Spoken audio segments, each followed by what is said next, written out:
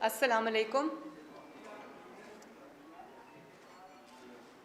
आज जिस रियासती हुकूमती खौफ का, जबर का, दहशत गर्दी का मैं मुज़ाहरा करके आ रही हूँ, वो मेरे लिए या मुस्लिम लीग नून के लिए नहीं, वो इस जाली और सिलेक्टेड हुकूमत के लिए लम्हा फ़िक्रिया है। आज जिस तरह पुरअमन और निहत्ते कारकुनों के ऊपर जिस तरह पत्थर बरसाए गए, स्प्रे किया गया और जिस तरह उनके ऊपर आंसू गैस फेंकी गई, जिससे हमारे मुतअद्दिद कारकुन जो हैं वो ज़ख्मी हुए, उनके सर फटे, उनको चोटें आई हैं, मैं इसकी भरपूर मज़म्मत करती हूँ। और साथ ही साथ मैं मुस्लिम लीग नून के कारकुनों को, मुस्लिम लीग नून के उन सपोर्टर्स को जो मेरे साथ इजहार यकजहती करने, मुस्लिम लीग नून की मोहब्बत में, मियाँ नवाज़ शरीफ की मोहब्बत में जो आज उस जबर का सामना करते हुए वहाँ खड़े रहे, मैं उनको मीडिया की वसातत से सलाम पेश करती हूँ।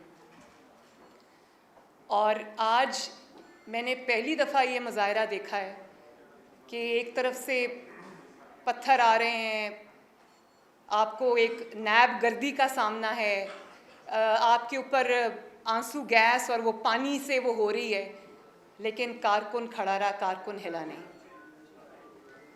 तो मैं खराज तहसीन भी पेश करती हूँ, सलाम भी पेश करती हूँ। और जो लोग ज़ख्मी हुए हैं उनके लिए मैं दुआ गो हूँ कि अल्लाह ताला उनको जल्दी सेहत याब करे। और राना साहब अभी फरमा रहे थे कि जिन कारकुनों को अरेस्ट किया है उनको इंशाअल्लाह ताला उनकी जो लीगल मुआवनत है वो भी पार्टी करेगी और उनकी खबरगिरी भी करेगी। इसके साथ साथ मैं अपने जो सिक्योरिटी गार्ड्स हैं उनका भी शुक्रिया अदा करना चाहती हूँ। अनसंग हीरोज़ होते हैं, उनका शुक्रिया अदा करना यहाँ बहुत ज़रूरी है कि जब मेरी गाड़ी नैब के नज़दीक पहुँची तो मुझे नहीं पता था कि उस साइड पे अवाम का एक समंदर है। मैं नहीं जानती थी क्योंकि मुझे गाड़ी में से नज़र नहीं आ रहा था। तो अचानक आंसू गैस और वो शेलिंग शुरू हो गई और उससे मेरी गाड़ी के इर्द गिर्द जो लोग थे वो ज़रा दूर दूर हट गए। मेरी गाड़ी बिल्कुल अकेली खड़ी थी, तन्हा खड़ी थी। इसी असना में सामने से नैब के दफ्तर के सामने से, बिल्कुल सामने से, जहाँ पे बैरिकेड्स लगे हुए थे, उसके पीछे से, सामने से नहीं उसके पीछे से, बैरिकेड्स के पीछे से मेरी गाड़ी के ऊपर पथराव हुआ। और इतने बड़े बड़े पत्थर मैंने ख़ुद देखे हैं। मेरी गाड़ी बुलेट प्रूफ गाड़ी थी, उसके बावजूद उसकी जो विंड स्क्रीन है वो बिल्कुल टूट गई है। उसके अंदर बहुत बड़ा एक सिरे से दूसरे सिरे तक क्रैक आ गया है। और इसके अलावा भी उसकी छत पे पता नहीं कहाँ से वो पत्थर आए। मेरे सिक्योरिटी गार्ड्स फिर भी बिल्कुल, उनके पास कोई शील्ड नहीं थी, कोई प्रोटेक्शन नहीं थी, वो मेरी गाड़ी के आगे खड़े रहे। तो मैं उनको भी खराज तहसीन पेश करना चाहती हूँ, उनका शुक्रिया अदा करना चाहती हूँ। और मेरे पे नैब ने अगर मुझे बुला ही लिया था, अगर एक मुज़िगा खेज़ इल्ज़ाम तो लगाया नहीं, ये मेरे पास उनकी प्रेस रिलीज़ पड़ी है, इनकी जो कॉल अप नोटिस है ये पड़ा है, ये मुझे परसों मौसूल हुआ है, परसों। और मीडिया के ज़रिए बड़े चालाकी के साथ बग़ैर ब्लैक एंड वाइट में कोई चीज़ लाए हुए मीडिया को इन्फॉर्मेशन रिलीज़ की और ये इशारतन ये कहने की कोशिश की गई, जो रंग उसको मीडिया पे दिया गया नैब की तरफ से अनऑफिशियली, कि शायद कोई ज़मीन है जो मैंने सस्ते दामों ख़रीदी है और उसमें कोई शायद मैंने किसी की ज़मीन पे कब्ज़ा किया है। तो ये है नैब का कॉल अप नोटिस, इसकी आप ज़रा स्क्रीनशॉट ले लें। इसमें मेरे पे एक इल्ज़ाम भी नहीं लगाया।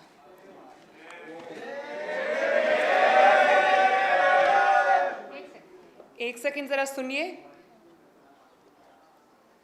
The inquiry conducted so far revealed that you have purchased land in फलां areas, मोज़ा सुल्तान के, मोज़ा मल, लखोवाल and मोज़ा बदो की सानी, District Lahore, and in this regard, you are required to provide details of the following: details of land acquired, purchased in each of the MOZA, year-wise breakup, sources of funds, जो कि already उनके पास हैं, details of taxes and duties paid, provide details of subsequent sale of land, if any, वो जानते हैं कि मैंने land की sale नहीं की, provide details of the use of the land, whether it is being used for cultivation or agricultural purposes. ये notice है, इसमें इल्ज़ाम कोई नहीं है, उसको बहुत वेग रखा गया है क्योंकि मुझे बुलाना मकसूद था, और अब मैं ये कहने में हक बजानिब हूँ कि मुझे बुलाने के पीछे, इस वेग से नोटिस के पीछे जिसमें कोई इल्ज़ाम नहीं है,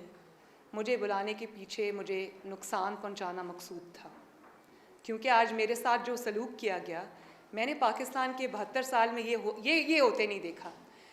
परवेज़ रशीद साहब मेरी गाड़ी में थे और उन्होंने मुझे, जब वो विंड स्क्रीन स्मैश हुई तो उन्होंने मुझे कहा कि ये शुक्र करो कि ये बुलेट प्रूफ गाड़ी थी, अगर ये बुलेट प्रूफ गाड़ी ना होती तो शीशा टूटता और उसके बाद जो ईंटें नुमा पत्थर उन्होंने फेंके वो सब मेरे सर पे लगते, क्योंकि मैं फ्रंट सीट पे बैठी हुई थी। तो मैं इस चीज़ को कैसे कंस्ट्रू करूं, इस चीज़ का मैं क्या मतलब लूं, ये आप सब मेरे से बेहतर जानते हैं। लेकिन क्लियरली अगर वो बुलेट प्रूफ गाड़ी ना होती तो सामने से जिस तरह पुलिस की यूनिफॉर्म में लोग, मुझे नहीं पता वो पुलिस के थे या नहीं, लेकिन वो पुलिस की यूनिफॉर्म में थे। पंजाब पुलिस जनरली ये नहीं करती, लेकिन जिस तरह से वहाँ से वो हुआ वो मैंने अपनी आंखों से देखा। मेरे हाथ में मोबाइल था, मैंने जल्दी, क्योंकि गाड़ी हिल रही थी, पत्थर लग रहे थे, तो मैंने अपने हाथों से अपने मोबाइल कैमरा से उसकी वीडियोस बना ली और एविडेंस के तौर पे उसी वक्त उन वीडियोस को मैंने ट्वीट कर दिया। परवेज़ रशीद साहब का कहना है कि अगर वो गाड़ी बुलेट प्रूफ ना होती और उस गाड़ी की विंड स्क्रीन टूट जाती, उसके बाद जो पत्थर आ रहे थे वो मेरे सर पे लगते, मुझे लगते, और शायद वो क्लियरली मुझे जानी नुकसान पहुंचाने की एक कोशिश थी, या जानी नुकसान पहुंचता या मेरी हेड इंजरी हो सकती थी जिसमें मैं अभी अस्पताल में शायद पड़ी होती। मैं अब वो कहना नहीं चाहती। तो जिस इंतकाम गाह से मैं अभी आ रही हूँ उसकी हैसियत तो मैंने आपको बता दी। उसके बाद इन्होंने मुझे ये कहना शुरू किया कि आप अनऑफिशियली कि आप वापस चली जाएं, मैसेजेस आने शुरू हो गए इधर उधर कि आप मैंने कहा मैं तो वापस नहीं जाऊंगी। मैं नैब के दरवाजे के बाहर खड़ी रही और मैंने कहा कि क्योंकि आपने मेरे पे इतना मुझे बुलाया है एक ऐसे कॉल अप नोटिस में, तो मैं तो जवाब लेके आई हूँ, मैं तो जवाब दूंगी, मेरे पास सब जवाब हैं, मुझसे ले लें। कहा नहीं बीबी आप वापस जाएं। तो राना सनाउल्लाह साहब ने फिर उनको कहा कि वो वापस नहीं जाएंगी, आप अगर लिख के देना चाहते हैं, क्योंकि आप फिर ये कहेंगी हमने बुलाया था वो हाजिर नहीं हुई, पेश नहीं हुई। मैं तकरीबन कोई 1.5 घंटा 1.25 घंटा वहाँ खड़ी रही, उन्होंने दरवाज़ा नहीं खोला और अंदर छुप के बैठे रहे।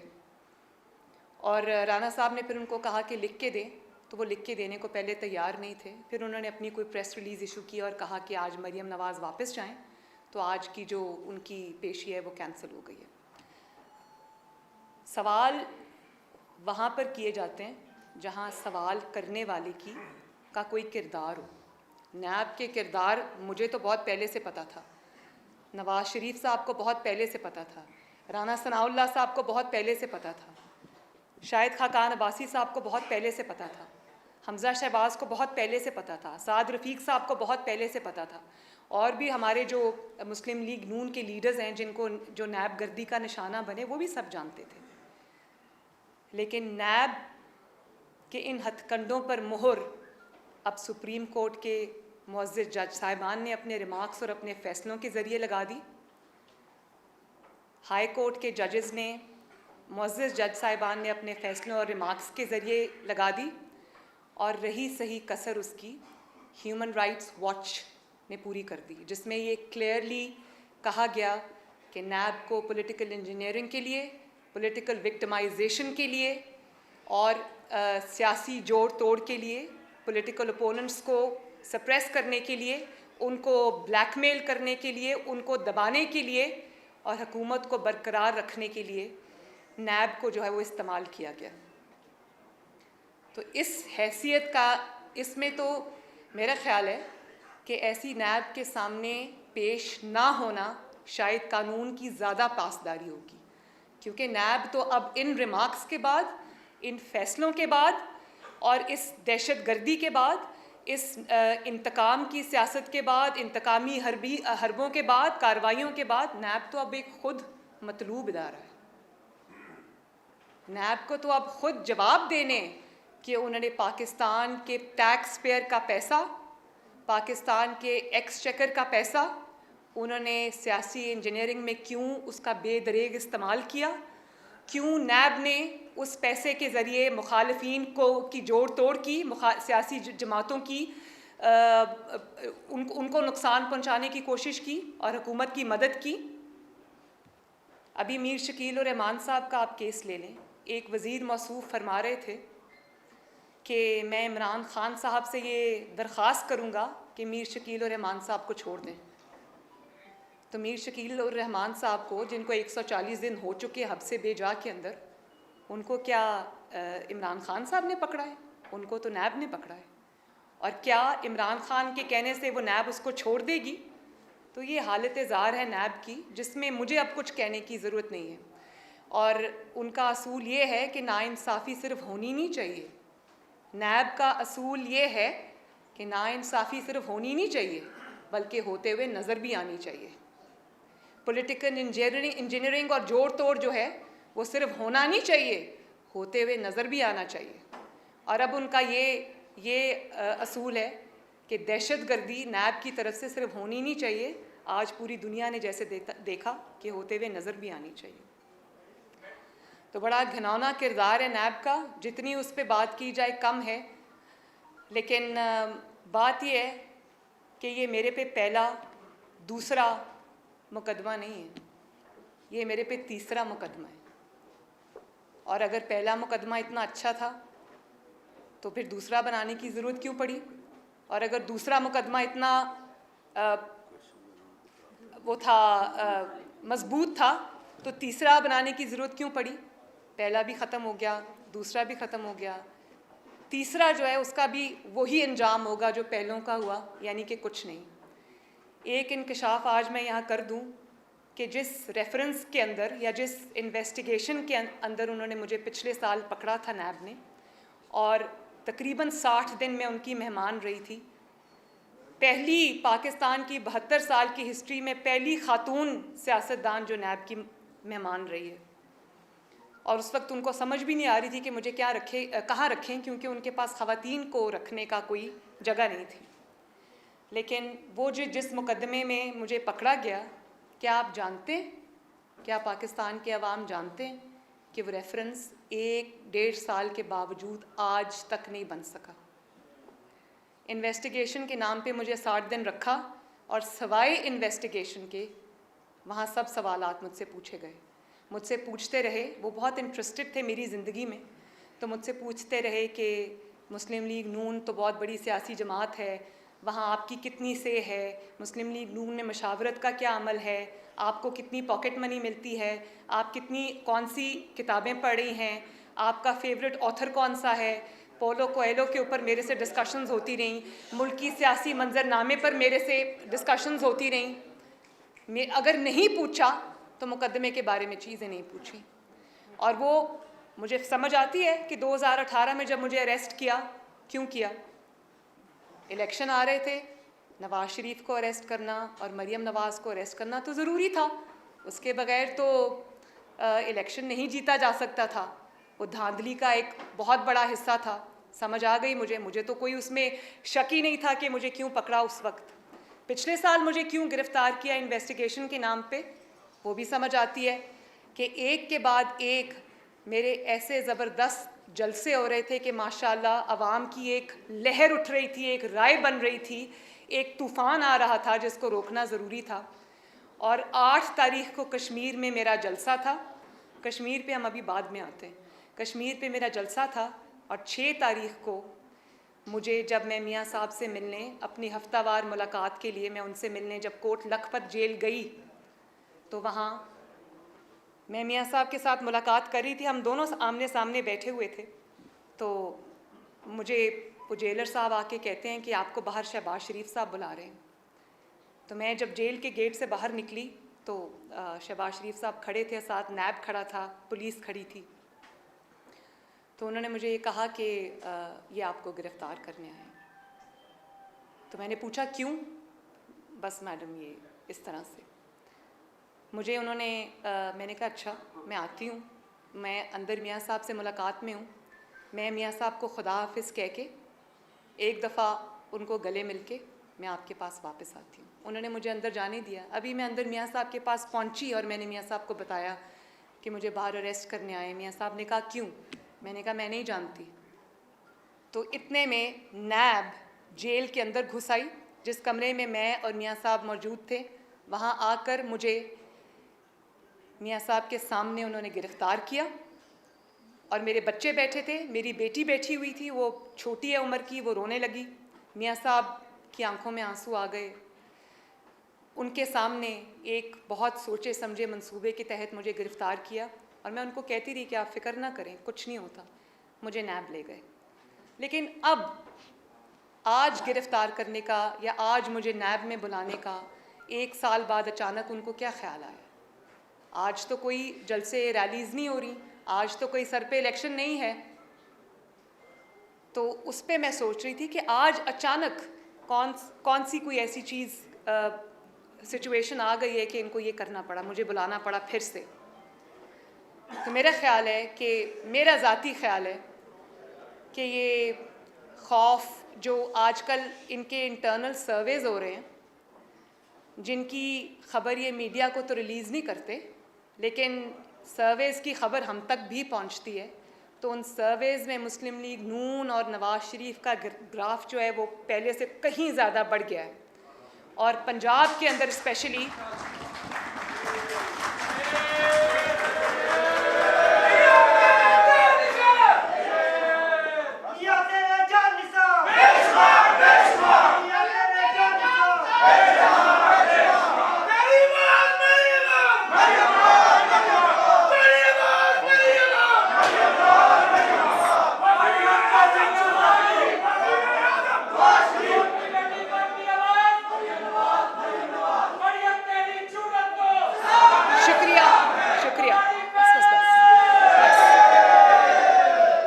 जो इंटरनल सर्वेज़ हुए हैं ये उससे बहुत बुरी तरह घबरा गए हैं, पैनिक कर गए हैं। और उसके बाद इनको नवाज़ शरीफ का हर बार इस्तेमाल करके देख लिया, लेकिन मुस्लिम लीग नून का ग्राफ जो है वो पंजाब से उनको उनके सर्वेज़ के मुताबिक मुस्लिम लीग नून स्वीप कर रही है। तो ये वो खौफ है। और आज मैं आपको एक और बात बताऊं कि इमरान खान साहब को बहुत शौक़ था इक़्तिदार में आने का, लेकिन आज इतनी नाकामियों और पे दर पे नाकामियों के बाद वो सिर्फ इसलिए इक़्तिदार से चिपके हुए हैं कि पहले उनको आने का शौक़ था, अब जाने का खौफ है। और वो खौफ क्यों है? वो खौफ इसलिए है कि इतने जुल्म कर बैठे हैं कि अब उनको सिर्फ इक़्तिदार से चिपकने में अपनी सर्वाइवल नज़र आती है। ऐसे अल्फाज हम नहीं इस्तेमाल करते। इतने जुल्म वो कर चुके हैं कि अब उनको अपने अंजाम से खौफ आता है। तो इसलिए ये जो अब एक आप देख रहे हैं कि उसको बुला रहे हैं, उसको बुला रहे हैं, तो ये इसी सिलसिले की एक कड़ी है। पनामा भी ख़त्म हो गया, इकामा भी ख़त्म हो गया, बाकी चीज़ें भी ख़त्म हो गई। तो मुस्लिम लीग नून ने तो बहुत सह लिया, बहुत बर्दाश्त कर लिया। आपको तो अपनी फ़िक्र करनी चाहिए। आपका क्या होगा जब आपको जो 6 महीने की मोहलत मिली है, जब वो ख़त्म हो जाएगी? तो आप तो ख़ुद अपनी ज़बान से इस बात का इकरार कर चुके हैं कि आपको 6 महीने की मोहलत मिली है, वार्निंग मिली है। और जो हुकूमत अब मोहलतों पे चल रही हो वो अब खौफ नहीं खाएगी तो क्या होगा? आपको तो क्लियरली ये कहा गया है, आपकी ज़बान से हमने सुना, आपने ये कहा कि 6 महीने मिले हमें और 6 महीने के बाद वो मामलात कहीं और चले जाएंगे। कहाँ चले जाएंगे ये मैं नहीं जानती, लेकिन उनको पता है कि क्या होगा। तो ये खौफ की जो अचानक ये पैनिक की एक लहर उठी है, उसकी ये वजह है। और आपने फरमाया कि अब मैंने कश्तियाँ जला दी हैं, तो कश्तियाँ जलाने का और कोई मतलब नहीं है। कश्तियाँ जलाने का मकसद ये है कि मैंने इतने जुल्म कर लिए हैं, इतनी ज़्यादतियाँ कर ली हैं कि अब मेरे पास कोई दूसरा रास्ता नहीं बचा। और एक बात मैं आपको बता दूं, जेल से डराने की, एक सेकंड देखें, डिस्ट्रप्शन होती है, मेरा फ्लो टूट जाता है।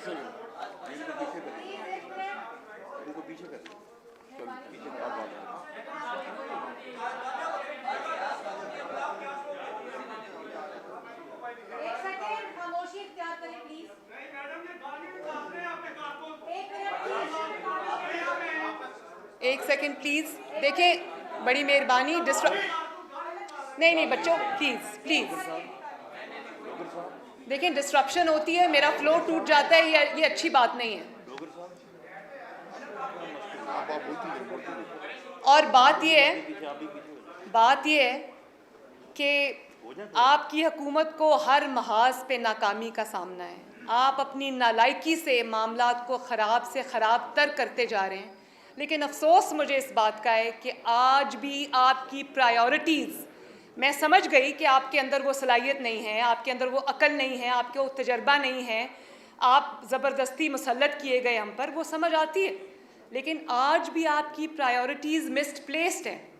आज भी आपकी जो प्रायोरिटीज़ की लिस्ट है उस पे ऊपर भी नवाज शरीफ है, नंबर 2 पे भी नवाज शरीफ है, नंबर 3 पे भी नवाज शरीफ है और आखिर में भी नवाज शरीफ है और मुस्लिम लीग नून है।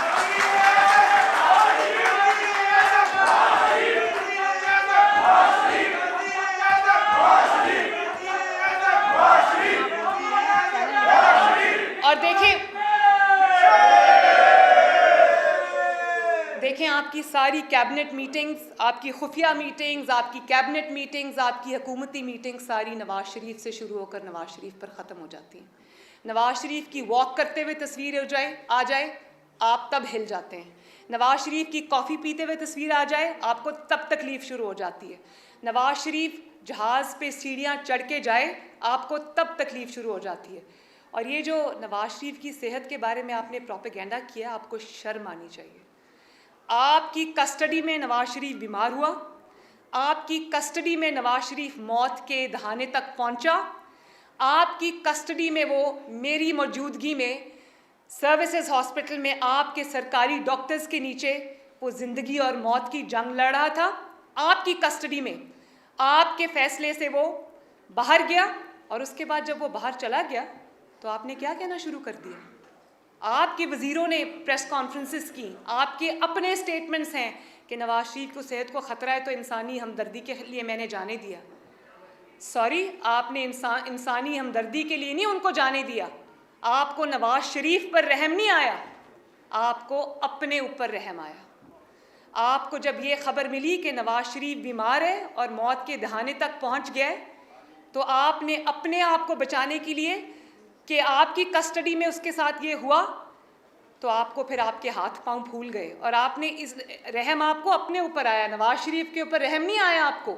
आपने उसको जल्दी जल्दी मुल्क से बाहर भेजा इलाज के लिए ताकि वो आपके ऊपर जिम्मेदारी ना आ जाए और आप अवाम का जो हाथ है वो आपके गिरबान पे होगा, कल आप सड़कों पे चल नहीं सकेंगे। तो मैं ये जानती हूँ कि रहम आपको नवाज शरीफ पर नहीं आया, रहम आपको अपने आप पर आया था कि आपके हाथों ये होगा। तो जब ये हुआ तो उसके बाद आपने ये कहना शुरू कर दिया, आपने उनकी सेहत पे सियासत खेलनी शुरू कर दी। शर्म आनी चाहिए आपको, शर्म आनी चाहिए आपको। और आज भी जब आपसे आपकी कारकर्दगी के बारे में सवाल किए जाते हैं, आपके पास मुस्लिम लीग नून और नवाज शरीफ के अलावा कोई जवाब ही नहीं है। तो करप्शन का आप राह गलाबते रहते हैं। तो करप्शन का फ़ैसला तो फिर ज़मीनी हक़ाइक़ पे होना चाहिए।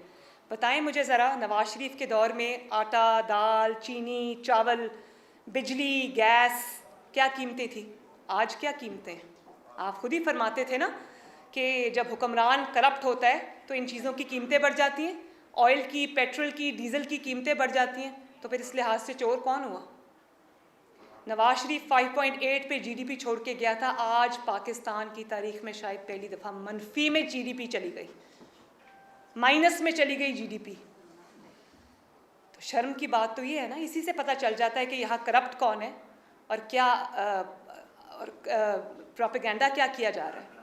और सिर्फ ये कि आप फिर इसी पे फेलियर नहीं है आपका, सिर्फ इकोनॉमिक फ्रंट पे और मईशत पे आपका फेलियर नहीं है, आपका फेलियर फॉरेन पॉलिसी पे भी है। और ऐसा फेलियर है कि शर्म आ जाए इंसान को, सफारती महाज पर आप बुरी तरह नाकाम हुए। मुझे ये बताएं कि 72 साल में कभी किसी के दौर में, किसी वज़ीर आज़म के दौर में, किसी डिक्टेटर के दौर में कश्मीर की भारत को क्या इतनी जुर्रत हुई कि कश्मीर की रियासती हैसियत को ख़त्म कर सके? ये स्याह धब्बा भी आप ही के मुंह पे लगा। और आप तो बड़ा खुश आए थे ना अमेरिका से वापस के सालसी होगी कश्मीर पे, ये होगा वो होगा। कहाँ गई वो सालसी? कहाँ गई वो तकरीरें और वो स्टेटमेंट्स जो आपने पर्चियों के बगैर दिए थे? क्या हुआ कश्मीर का? आज 72 साल में पहली दफ़ा कश्मीर जो है वो भारत की झोली में जा गिरा आपके दौरे हुकूमत में, और आप चुपचाप देखते रहे। आप क्या कहेंगे कश्मीरियों से कि मैं तुम्हारा मुकदमा नहीं लड़ सका? मैं फ़ोन करता था तो मोदी फ़ोन नहीं उठाता था।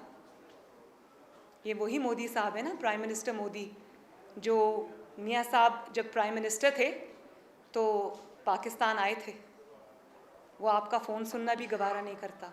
ये होता है फ़र्क एक इलेक्टेड प्राइम मिनिस्टर में, एक तजर्बाकार प्राइम मिनिस्टर में, एक ऐसे प्राइम मिनिस्टर में जो हर चीज़ को समझता है, जानता है, अपने मुल्क का इंटरेस्ट वॉच करता है, और एक मुसल्लत शुदा वज़ीर आज़म में। तो इसके लिए अब आपने कहा कि अब खिफ़त मिटाने के लिए मीडिया को आपने कंट्रोल कर लिया, मीडिया पे आपने वो बात उठने नहीं दी, और अपनी खिफ़त मिटाने के लिए, अपनी शर्मिंदगी मिटाने के लिए आप कश्मीर के नक्शे पे लकीरें खींचने से आपको कश्मीर नहीं मिल जाएगा, या 2 मिनट की खामोशी इख्तियार करने से आपको कश्मीर नहीं मिल जाएगा, या एक शाहराह का नाम बदल देने से आपको कश्मीर नहीं मिल जाएगा। ये तो बड़ा आसान काम है भाई। मियाँ नवाज शरीफ पर जब ये वक्त आया, जब उन्होंने एटमी धमाकों का फ़ैसला करना था, तो मियाँ साहब के लिए तो बड़ा आसान था। 6 एटमी धमाकों के बदले 12 मिनट की खामोशी इख्तियार कर लेते, तो पाकिस्तान कभी एटमी ताकत ना बनता। बनी गाला का नाम तब्दील करके उसको चागी उसका नाम रख लेते।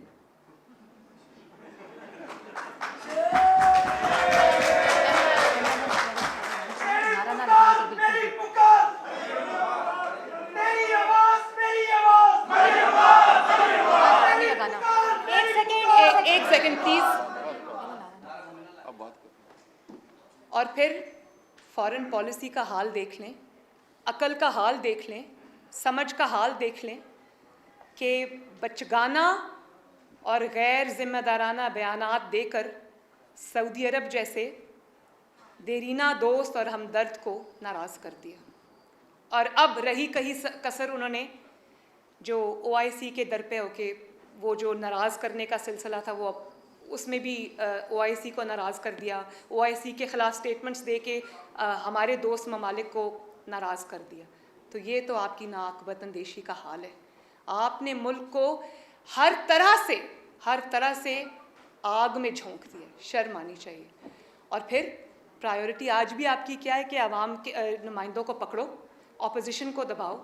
भाई मान लिया कि आपके पास हुकूमत का मैंडेट नहीं है, आपके पास आवाम का मैंडेट नहीं है, लेकिन क्या गरीब आवाम जो रोटी को तरस रहे हैं, जो बिजली गैस के बिल देने से कासिर हैं, जिनकी नौकरियां चली गईं, क्या उनको उनके सदाओं पे आवाज़ धरने के लिए या उनकी बात सुनने के लिए आपको अवामी मैंडेट की ज़रूरत है? उसके लिए आपको थोड़ी सी इंसानियत, अकल और हमदर्दी की ज़रूरत है। अपनी प्रायोरिटीज़ को ठीक करने की ज़रूरत है, जो कि आपके अंदर नहीं है। और हाल आपका ये है कि नवाज़ शरीफ पे आप हर जगह तनकीद करते हैं, लेकिन नवाज़ शरीफ के बनाए हुए मंसूबों पर बड़ी ढिठाई से, कमाल ढिठाई से 6-6 बार अपनी तख्तियाँ लगाते हैं। तो भाई नवाज़ शरीफ के बनाए हुए मंसूबों से के ऊपर तख्तियाँ लगाने से बदल के वो मंसूबा तो आपके नाम नहीं लग जाएगा ना। हज़ारा मोटरवे तो आपने नहीं बनाई ना, सखर मुल्तान मोटरवे तो आपने नहीं बनाई ना, मुल्तान लाहौर मोटरवे तो आपने नहीं बनाई ना, बिजली के कारखाने आपने नहीं लगाए ना। जब भी आप CPEC का नाम लेते हो, CPEC की तस्वीरें ट्वीट करते हो, वीडियोस ट्वीट करते हो, लोग कहते हैं शुक्रिया नवाज शरीफ।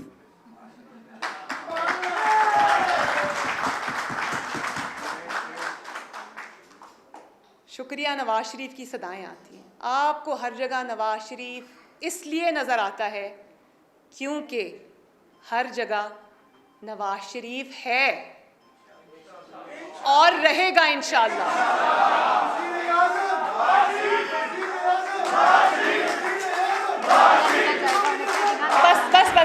बस। और आपकी हुकूमत जो पहले ही बैसाखियों पे खड़ी है, 6 महीने की मोहलत पे चल रही है, आपके लोग तो अपने हलकों में जाने के काबिल नहीं, आपके MNAs MPAs अपने हलकों में जाने के काबिल नहीं, आप अपने अवाम में निकलने के काबिल नहीं, बल्कि जिन चंद अफराद ने आपको वोट दिया भी था वो भी आज अपने महलों में मुंह छुपाते फिर रहे हैं। कुछ मुंह छुपा रहे और कुछ कानों को हाथ लगा रहे कि आइंदा इस किस्म के धोखे में नहीं आना। तो आपका अपना ये हाल है, तो इंशाअल्लाह ताला वो वक्त दूर नहीं है जब हम सब मिल के नवाज शरीफ की क़यादत में इंशाअल्लाह ताला इस नालायकी से बहुत जल्द लोगों को आज़ादी देंगे इंशाअल्लाह।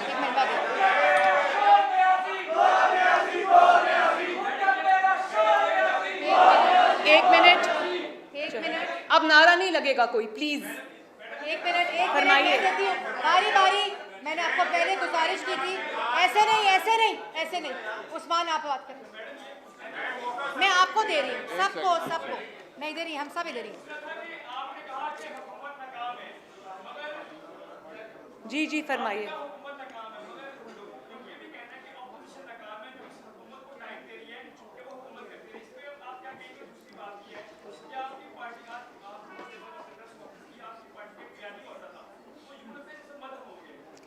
बयानिया मदम हो गया? मैंने तो सुना था 2 बयानी है हमारी पार्टी के, आप तो कह रहे मदम हो गया। बात यह है कि पार्टी मेरे साथ बैठी है, मेरे सीनियर्स मेरे साथ बैठे हैं, पार्टी का एक ही बयानी है जो नवाज शरीफ का बयानी है और जो वोट को इज्जत दो का बयानी है। अगर आज वोट को इज्जत मिल जाती तो पाकिस्तान के साथ ये सलूक ना होता, पाकिस्तान की दुनिया में जग हसाई ना होती। तो नवाज शरीफ का जो बयानिया था और है, उसको वक्त ने साबित किया है कि वो बिल्कुल ठीक था। और वो नवाज शरीफ का बयानिया नहीं है, वो हमारे आइन का बयानिया है, हमारे दस्तूर का बयानिया है। अगर नवाज शरीफ ने उससे हट के कोई बात की है तो फिर किसी में अगर कोई चैलेंज कर सकता है तो करे। हम नवाज शरीफ, मरियम नवाज शरीफ, शाहिद खाकान अब्बासी, राना सनाउल्लाह साहब, जितने लोग यहाँ खड़े हैं, जितने लोग यहाँ नहीं हैं, शहबाज शरीफ साहब हो या कोई भी हो, सब एक बात पे मुत्तफिक हैं, वो है नवाज शरीफ की लीडरशिप और वोट को इज्जत दो।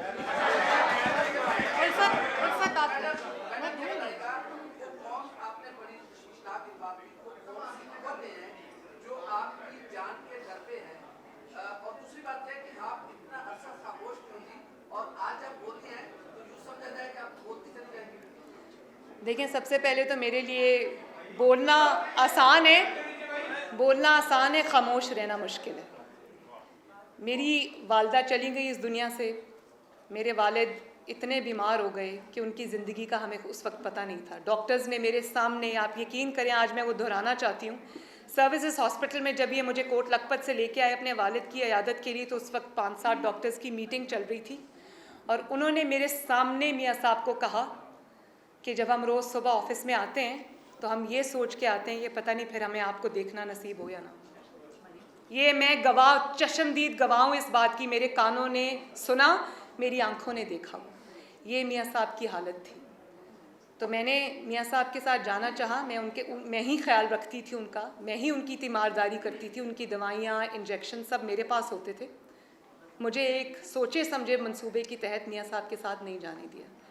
तो मैं इस नतीजे पे पहुंची हूँ कि मुझे इधर एज हॉस्टेज रखा हुआ था उन्होंने कि अगर मैं कोई बात करूं तो वहाँ पर वो मियाँ साहब को नुकसान पहुंचाने की कोशिश करें। उनका इलाज ना होना, क्योंकि उनके दिल की एक शरेआन आज भी 90% बंद है, जिसकी सर्जरी होनी बाकी है।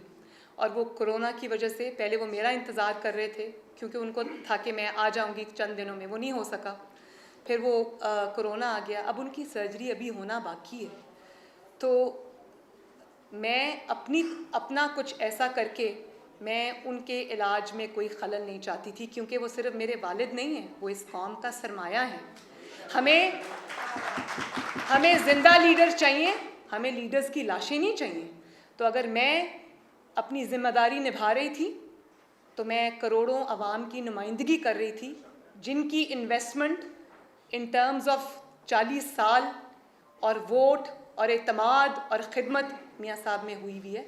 तो मुझे ज़िम्मेदारी का मुज़ाहरा करना था। और दूसरी बात में आपने कहा कि मैं खामोश क्यों, कभी हमने बोल के उनको एक्सपोज़ किया और कभी खामोश रह के हमने उनको ज़्यादा एक्सपोज़ किया, वरना उनके अंदर ये जरासीम मौजूद हैं कि वो कल ये कहते कि मैं तो बहुत करना चाहता था, मैं तो पाकिस्तान की किस्मत बदलना चाहता था, मैं तो दूध और शहद की नहरें बहाना चाहता था, ये ऑपोजिशन ने मुझे कुछ करने नहीं दिया।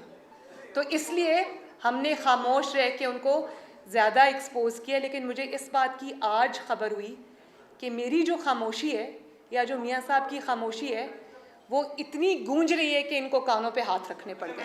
जी बीनेश, अभी नहीं, ऐसे नहीं हो सकता, नहीं। बीनेश साहब सवाल करें, एक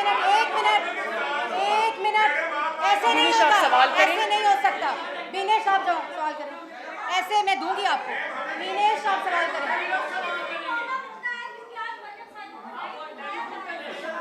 एक सेकेंड, अभी एक सेकेंड दे रही हूँ, सबको दे रही हूँ।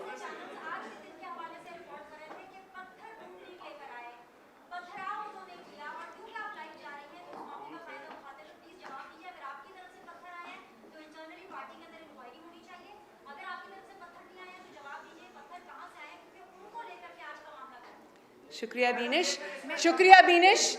बात ये है कि बड़ा अच्छा सवाल आपने पूछा। एक सेकंड प्लीज़, इंटरप्शन ना कीजिए प्लीज़। बहुत अच्छा सवाल पूछा, थैंक यू। पत्थर मैं लेके आई और वो पत्थर मैंने फिज़िकली वहाँ प्रेजेंट हुए बगैर पुलिस की यूनिफॉर्म पहना के अपने कारकुनों को उनके हवाले किए और फिर अपने ऊपर फेंकवाए। पत्थर अपनी गाड़ी पे फेंकवाए, अपने शीशे तोड़े, अपने कारकुनों को ज़ख्मी किया, उनके सर फाड़े गाड़ी में बैठे बैठे। बड़ी अच्छी मज़े की बात है कि पत्थर लाई भी मैं और अपने ऊपर फेंकवाई भी मैंने। वाह, शाबाश। देखो बीनेश, बात ये है कि हमारी नैब की पेशीज़ बड़ी क्वाइट होती थी, लेकिन जब आप जुल्म पे जुल्म करते जाओगे तो कारकुन को जोश तो आएगा। आज जब आपने नाहक ये ज़्यादती, पिछली भी नाहक थी, तो कभी ना कभी सब्र जवाब देता है। और वो बड़े पुरअमन थे। मैं नैब में यहाँ रह के गई हूँ, कभी गमला भी नहीं टूटा। कभी हमारे कारकुन कंटेनर से ऑर्डर्स पास करके पुलिस वालों की, वो आज भी है, वो कील वाले जो डंडे थे उससे जो हड्डियाँ तोड़ी थी, वो मुस्लिम लीग नून के कारकुन नहीं थे। तो मुस्लिम लीग नून जो है वो तो उनके, मैंने खुद देखा, मेरे कारकुन जो थे वहाँ बहुत दूर से मुझे नज़र आ रहे थे, पुरअमन थे बिल्कुल। तो मुझे लगता है बीनेश कि इतना बड़ा क्राउड ये एक्सपेक्ट नहीं कर रहे थे, और जब क्राउड देख लिया तो ये पैनिक कर गए और इस पैनिक में उन्होंने ये अपने ऊपर खुदकुश हमला कर लिया। जी एक सेकंड, हाँ नहीं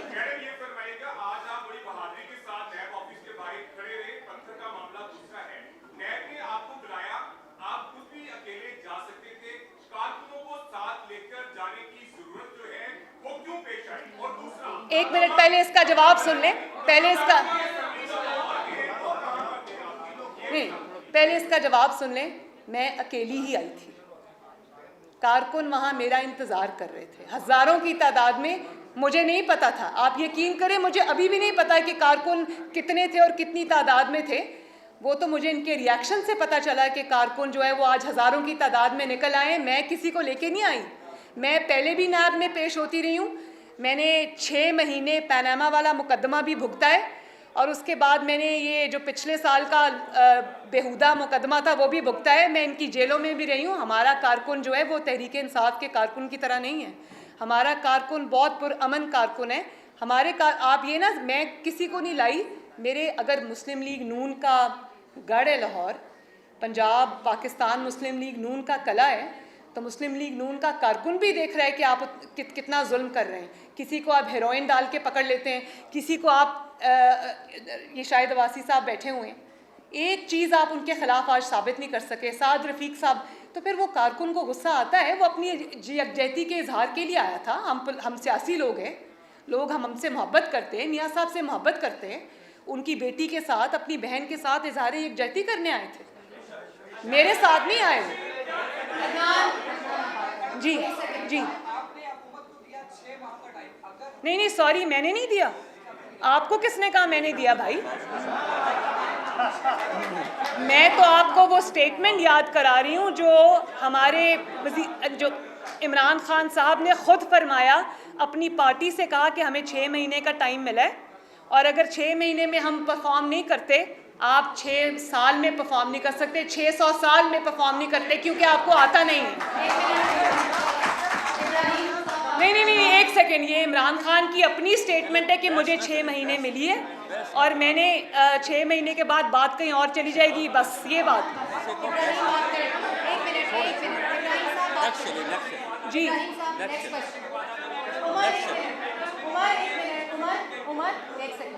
इब्राहिम साहब बात करें।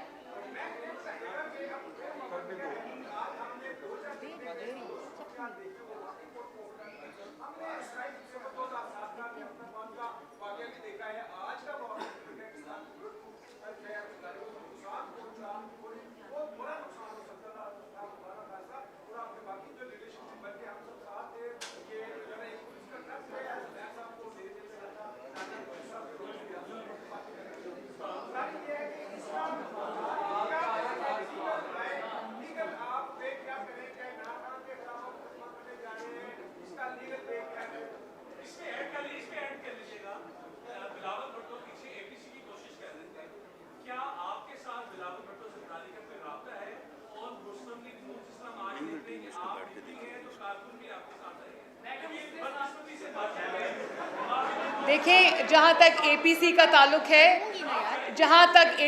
ताल्लुक है, वहाँ पर मियाँ साहब की क्लियर इंस्ट्रक्शंस हैं पार्टी को भी कि एपीसी के फोरम को भरपूर तरीके से इस्तेमाल किया जाए, मौलाना फजलुर रहमान साहब की सरबराही के अंदर और उनकी सुपरविजन में, और उनको जो है वो पूरी तरह उनसे ताउन किया जाए, और जो फैसले भी हों वो अपोजिशन को यूनाइटेड करके एपीसी के फोरम से होने चाहिए। ये मुझे पता है कि मियाँ साहब की क्लियर इंस्ट्रक्शंस हैं इस पर।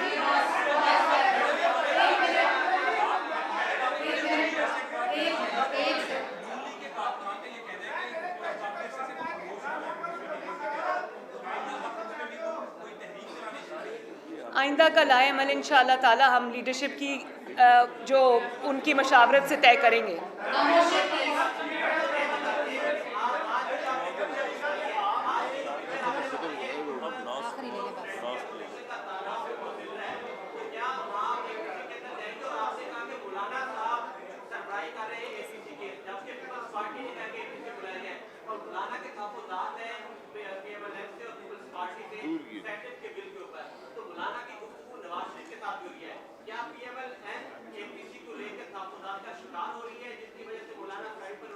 मैंने आपको अभी बताया कि एपीसी के बारे में और मौलाना साहब के बारे में मियाँ साहब के क्या तासुरात हैं, उसमें कोई एम्बिग्विटी नहीं है, और अगर मौलाना साहब के कोई तहफ़्फ़ुज़ात हैं तो उसको मुस्लिम लीग नून इंशाअल्लाह ताला दूर कर देगी, उसके लिए फ़िक्रमंद होने की ज़रूरत नहीं है।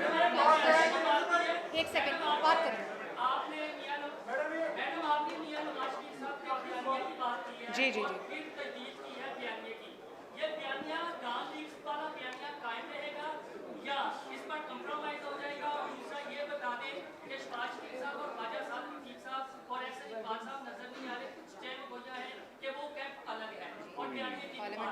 बड़ी मेहरबानी। पीएमएलएन का कोई कैंप अलग नहीं है। पीएमएलएन के अंदर डेमोक्रेटिक जमात है, हर तरह के माइंडसेट के लोग हैं, हर तरह के ख्याल के लोग हैं, हर तरह के ओपिनियन के लोग हैं, और आरार डिफरेंट हैं लोगों की, लेकिन खुशी की बात यह है कि जहाँ मियाँ नवाज शरीफ की क़यादत आ जाती वहाँ सब मुत्तहिद हैं। और मुस्लिम लीग नून का जो बयानिया है वो पहले दिन से जो था आज भी है, और उसी बयानिए की कीमत हम 4 साल से अदा कर रहे हैं, लेकिन बयानिए से नहीं हटे। बड़ी मेहरबानी।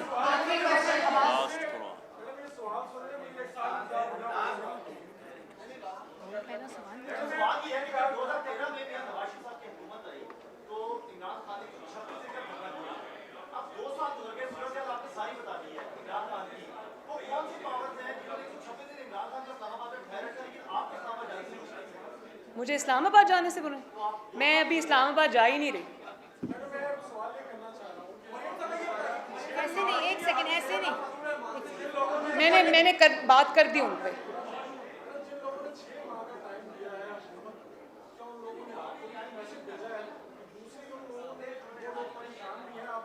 ना हमें कोई मैसेज भेजते हैं, ना हम किसी से बात करते हैं। मेहरबानी।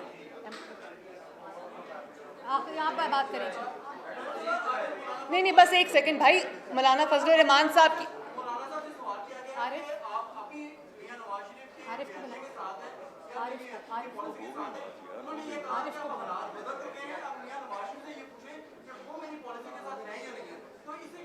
वो मौलाना साहब और मियाँ साहब आपस में खुद बात कर लेंगे। शुक्रिया जी। फिर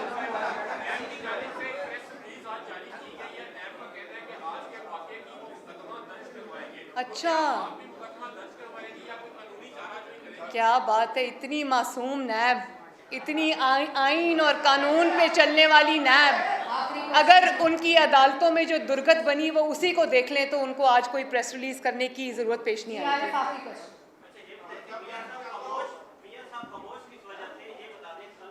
शुक्रिया, थैंक यू।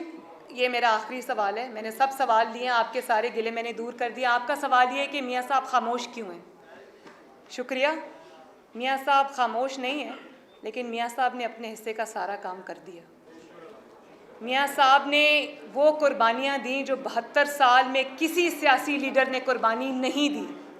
अपनी बीवी को बिस्तरे मर्ग पे छोड़ के कानून और आइन के सामने, अदालतों के सामने पेश होता तो ये था ना कि लोग कारकुनों से कुर्बानी मांगते हैं, सियासी लोगों से कुर्बानी, अपने कारकुनों से, अपने सपोर्टर्स से कुर्बानी मांगते हैं।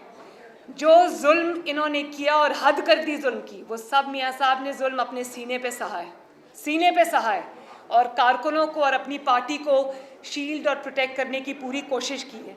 वो सारे ज़ख्म उन्होंने अपने सीने पे पहले लिए, आपसे बात उन्होंने बाद में की है। और अपनी वाइफ को छोड़ के आए और जब वो बीमार हो गई, डेथ बेड पे चली गई, तो उनको अडयाला जेल में, जहाँ मैं भी बंद थी, मियाँ साहब ने कहा मेरी बात करा दो मेरी बीवी से और घर वालों से। उन्होंने कहा आपके मिनट ख़त्म हो चुके हैं। 3 दफ़ा के प्राइम मिनिस्टर के साथ जब पाकिस्तान का कोई भी मंसूबा उठा के देख लें, उस पर नवाज शरीफ की मोहर लगी हुई है, उस पर मुस्लिम लीग नून की मोहर लगी हुई है। चाहे कोई मोटरवे हो, एटॉमिक एक्सप्लोजन्स हो, सड़कों का जाल हो, मोटरवे हो, बसेज हो, रैपिड बस हो, ऑरेंज ट्रेन हो, बिजली के मंसूबे हों, चाहे वो मुल्तान से सखर मोटरवे हो, हज़ारा मोटरवे हो, जो चीज़ आप उठा लें उस पर नवाज शरीफ का नाम लिखा है। तो इतनी खिदमात के बावजूद जब आप एक 3 दफ़ा की वज़ीर आज़म की तज़लील करेंगे, तज़हीक करेंगे और इस तरह का उसके साथ सलूक करेंगे, पैनामा करप्शन, और उसमें से आप क्या निकाल के लाते हैं, एक इकामा, और उसके बाद भी आपको तसल्ली नहीं होती, तो अरशद मलिक जैसे जज को आप इस्तेमाल करते हैं, जो अब वो मुनसिफ खुद बोल उठा कि भाई मुझसे ज़्यादती हो गई, मुझे ब्लैकमेल करके नवाज शरीफ के ख़िलाफ़ फ़ैसला लिया गया। वो फ़ैसला ख़त्म हो जाता है, वो जज को आप निकाल देते हैं, फ़ैसला आज भी वहीं का वहीं है। शाबाश है भाई। तो फिर आप पूछते हैं कि नवाज शरीफ खामोश क्यों है। तो नवाज शरीफ ने अपने हिस्से का सारा काम कर दिया। उन्होंने जो बयानिया देना था दे दिया, उस बयानिए की जो कीमत अदा करनी थी की, उसके लिए जो तकालीफ बर्दाश्त करनी थी की, उसके लिए अपनी बेटी को, अपने घर को, अपने कारोबार को, अपनी सियासी जमात को जो